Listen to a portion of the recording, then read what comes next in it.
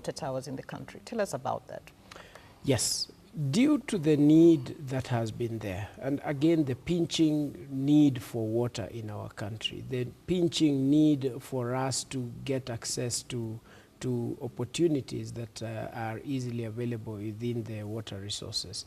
The water towers, working with the county governments in our different places, and it's not very new. I think what is new is the goodwill that we are getting from the government, the presidency, the minister himself, because as you remember, Kenya has always had about 5 water towers that were known, the big 5.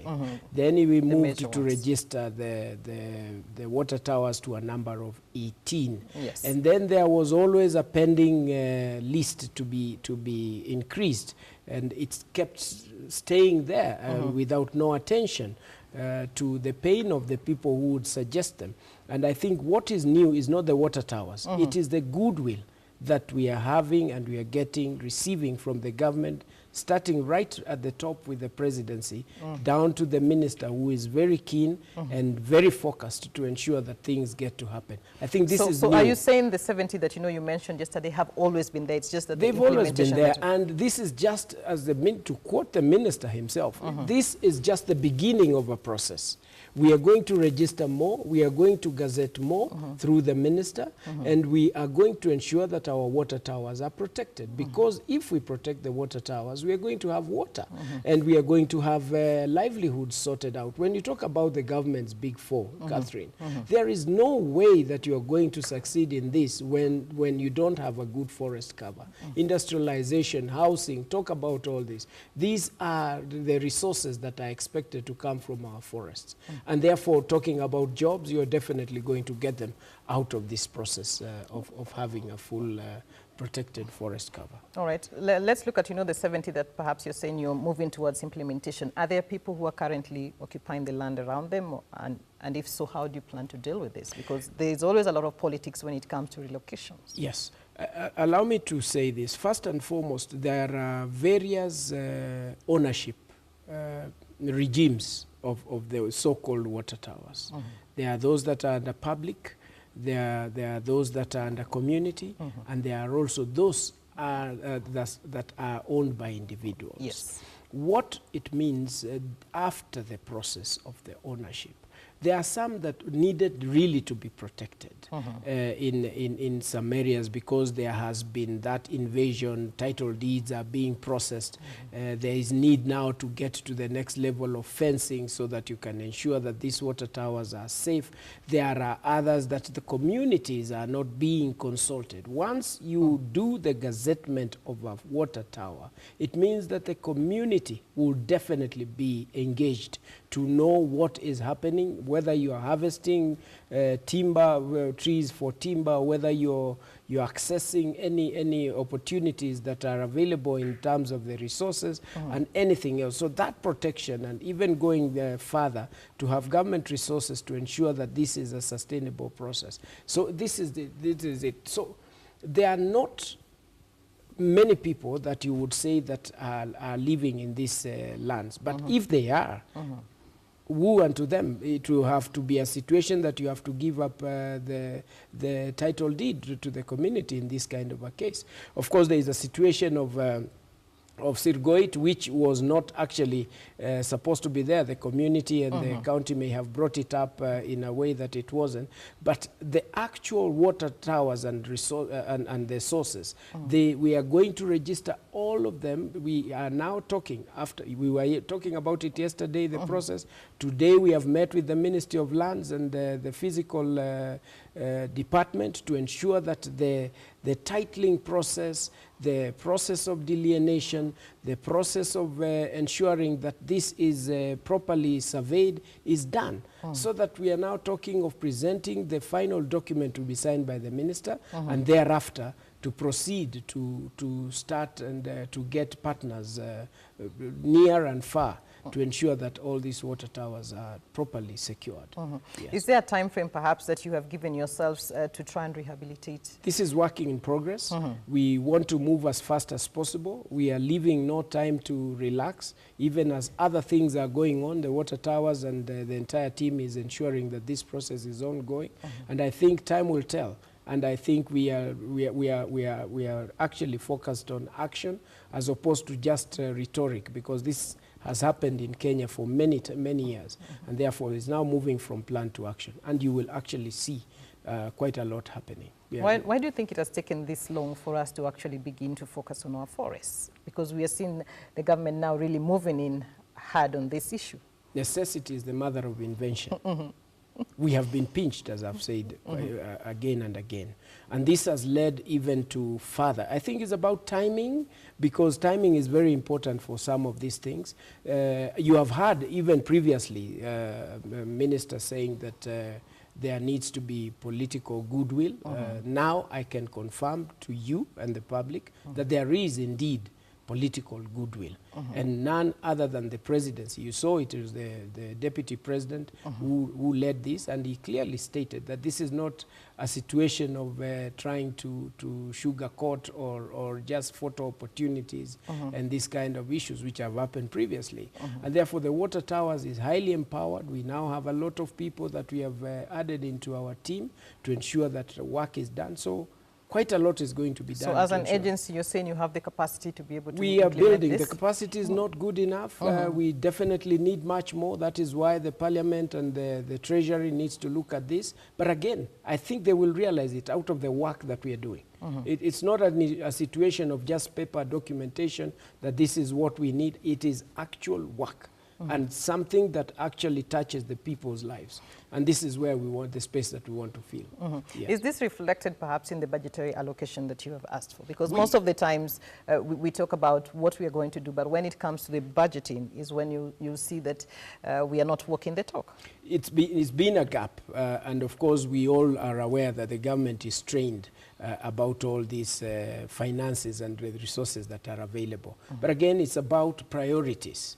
Where the people and the people in this environment is the most important aspect of our lives, and even the economy. And the sooner we realize that, because it cuts across, is not just within the ministry that the Minister Tobiko is in, but it cuts across, and therefore we are looking forward to having him and the others speaking to each other, because they know that the challenges that we have, climate change and all these, are cross-cutting, and therefore we expect to get much support. And if someone is doubting, I think everyone is feeling it in the country, and we definitely look forward to get the necessary support. And I actually appeal from the bottom of my heart.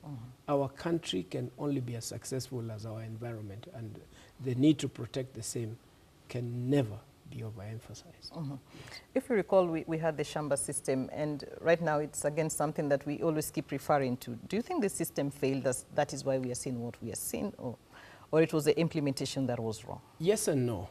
Because, yes, because there are individuals, it's all depended on the various individuals. Because you then have the CFAs that you heard the minister complain about yesterday. And you are given guidelines, there is the processes that you have been taken on that explain what you're expected to do. But then the individuals either choose to mess up or do things that are unlawful. You overstay in a period. If it was ever managed the way it was, 1 year you do your farming, the trees have grown to a specific age, and then you move out and go to a different place. But what have they done? They are abusing the process. They are renting the land to third parties. Some of them are overstaying in some places, like in Kabare, in some of the places, we could see very well that they have been there for more than 3-4 years, and they're just pruning the trees so that they can overstay in this specific place, and therefore people are not.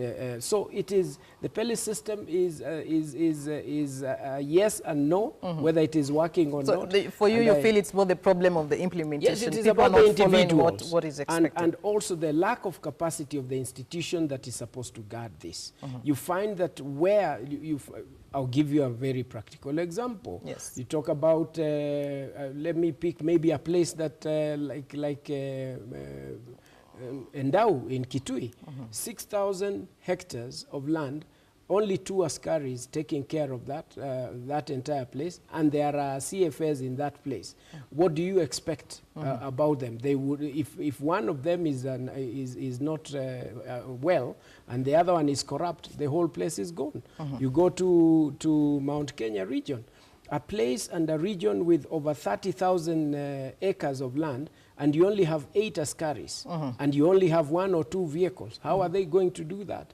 The officer in charge of CFS in that organization, you know, sometimes we also need to look at things in the best way. She only has 2 officers in the entire region, and she's expected to deal with 325 CFAs of all this. So the individuals, the capacity to have them do the best thing that they should, this is where now we need, and I expect, just like it has been guided, that the task force that's dealing with that, which I can't discuss here, will be radical in the process of dealing with these challenges. But it's about the individuals. When we talk about forest cover, as we deal with all this, I think everyone needs to be accountable to himself. If you have 1 acre, do you actually have only 64 trees? Because that is what it means. A full area of land of 1 acre, for it to be a forest, you need about 640 trees to 700 trees. So do self-evaluation. Do we have 64 trees on my 1 acre? Can we plant? Do we have 32 trees in my half an acre of land? Have I planted? Physically, just count. You don't have to wait for KFS. You don't have to wait for President Uhuru to come and tell you about what you need to do in your own place. You need to wake up and do what you have to do. Are you using charcoal? Are there alternative sources? And also resources be pushed towards alternatives so that we can change this country for better. Yeah. All right, as we wind up, tonight on our opinion poll question, we're asking Kenyans, what can we do to save our water towers? What do you think we can do? Be responsible. Take it up about yourself. Your life, my water is about me. What am I doing to have more water? Are you saving water to start with at your own home? Are you trying to recycle where you can? Are you managing the sand? Do the counties have policies to protect? Right now, we only have a few counties. Kitui County has a charcoal policy. Narok County does have one within its environment policy. Kajiado is working towards it. But where are the other counties? What are they doing to ensure that they save their own people? How many boreholes do we have that are not functional in this country? And yet we are still asking for much more. So I think our success is equivalent to what action we take. And we have to be real. This is not just the talk that we have been having as a nation. The pain is real, and we just have to wake up at the individual level. This is not government issue. Government is me and you. Will the overhaul, that we are seeing taking place at KFS also deal with some of, the problems? Because there has been the perception that KFS officers have been colluding with some of these illegal loggers. Partly yes and no, because I believe it is going to lead. So, as I said, responsibility must be taken at one point or another without having to have pointing and accusing fingers. But we all have to take responsibility. If something is not working in my organization, I would step aside and be able to allow good opportunities and good ideas to come. And therefore, it is, at the end of the day, it is the individual responsibility and the policies and the rules, and because there are conflicting laws that we do have across the country on matters of protection, so that we have the land law, the survey, the MCA, the Constitution of Kenya, not speaking and breathing to each other. And I think some of these things, once we get them sorted out, in the process, there has never been any goodwill like it is now. And that is why it is our responsibility and time. But should we also, see prosecutions arising out of this, not just, seeing people stepping aside, and then the question always comes back is, who takes responsibility? And that is where, and I've said it before, until and unless we get people getting locked up, and so that not only them, but the third generation or fourth generation of their families get to understand what their parents did, then we can never get there. But I think You see, this is a process, and we are almost getting there. The Offenders Act and the things that are needed in terms of rules, the laws, the regulations, the policies, we need to have all this in place. And then this will definitely fall in place at the right time. And it is a criminal offense to mess up environmental, ecological space in this country. All right, our time is up, but I want to give you 10 seconds just to look straight into that camera and talk to Kenyans as regards what you really want them to do to save our water towers. Just 10 seconds. The situation is bad. The difference is me and you to protect the environment. Let's take individual action. You can rest assured in my space, I will do what I have to do. Get to do yours.